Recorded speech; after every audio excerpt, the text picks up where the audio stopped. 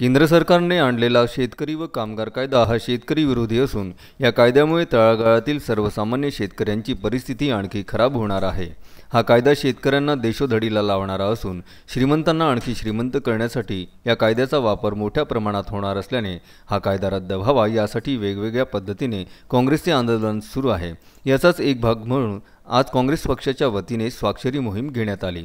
केंद्र शासनाने जाहीर केलेले कृषी धोरण जाहीर केले अनेक राज्यात त्याचे तीव्र प्रतिसाद उमटत असून याच धोरणाबाबत मतदारसंघातील माजी आमदार वीरेंद्र जगताप यांच्या नेतृत्वात आज स्थानिक तहसील कार्यालयापुढे स्वाक्षरी अभियान राबवून शेतकऱ्यांना या कृषी कायद्याविषयी जनजागृती केली। यावेळी तालुक्यातील शेकडो शेतकऱ्यांनी स्वाक्षऱ्या करीत कायद्याविषयी रोष व्यक्त केला। यावेळी प्राध्यापक जगताप बोलताना म्हणाले की शेतकरी कायद्यासह कामगार कायदा हा सामान्य जनतेला डोकेदुखी ठरणारा असून या कायद्याविषयी जनजागृती मी करीत राहणार आहे। शेतकरी कायद्याबाबत बोलताना प्राध्यापक जगताप म्हणाले की पूर्वी शेतकरी आपला माल खुल्या पद्धतीने आठवडी बाजारात किंवा साध्या बाजारात विक्री करीत होता। शासनाच्या पंचवार्षिक धोरणामुळे कृषी क्षेत्रात आमूलाग्र बदल झाले व शेतकऱ्यांच्या उत्पन्नात वाढ झाली। त्यामुळे त्यांना आपला माल विकण्यासाठी विश्वासू संस्थेची गरज जाणवू लागली, जी संस्था शासनाचे प्रतिनिधित्व करीत त्यांच्या मालाला हमी भाव देण्यासह त्यांच्या मालाचे पैसे देण्याची हमी घेईल। त्यातून कृषी उत्पन्न बाजार समिती, खरेदी विक्री संघ, सहकारी बँक अशा अनेक संस्था शेतकऱ्यांच्या हितासाठी उभ्या झाल्या।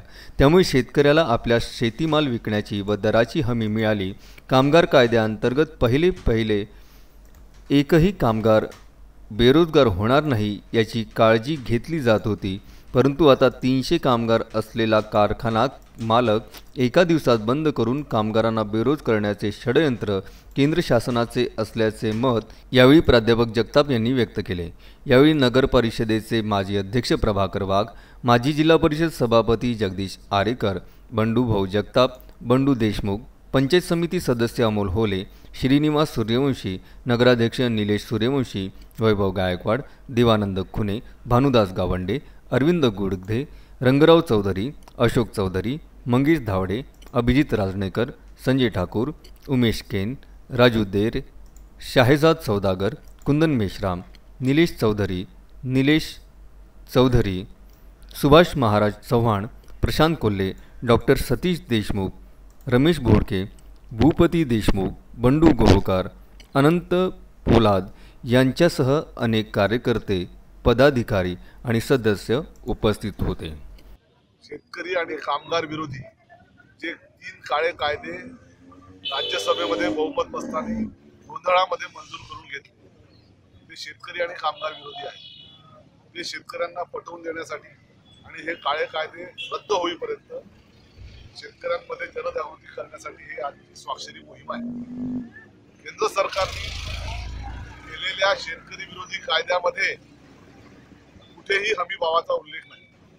म्हणजे जेव्हा बाजारपेठेमध्ये हमी भावापेक्षा भाव खाली जातील तेव्हा आम्ही ते शेतमाल खरेदी करू हमी भावाने, याचा या नवीन कायद्यामध्ये उल्लेख नाही।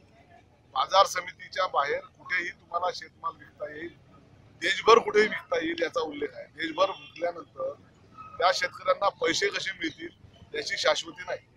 SDO कडे पैसे शेतकऱ्यांचे बुडवले बाहेरच्या व्यापाऱ्यांनी तर SDO कडे तक्रार करावी लागेल, त्याच्याकडे अपील राहील आणि ते SDO कडचे पैसे त्याला किती दिवसात मिळतील याची काही तरतूद नाही। बाजार समितीमध्ये शेतकरी, व्यापारी आणि अडते यांची सॉल्व्हन्सी असते, त्यांची नोंदणी असते। जर व्यापाऱ्यांनी शेतकऱ्याचे पैसे डुबवले तर त्या व्यापाऱ्याच्या खासगी मालमत्तेमधून शेतकऱ्याचे पैसे आपण देऊ शकतो। अशा पद्धतीनं बाजार समितीची अर्थव्यवस्था, बाजार समितीची व्यवस्था उद्ध्वस्त करून शेतकऱ्यांना पूर्णपणे व्यापाऱ्यांच्या स्वाधीन करण्याचा हा डाव आहे आणि म्हणून त्याचा निषेध करण्यासाठी हमी भावाने शेतमालाची गॅरंटी घेण्यासाठीचं हे स्वाक्षरी मोहीम आहे।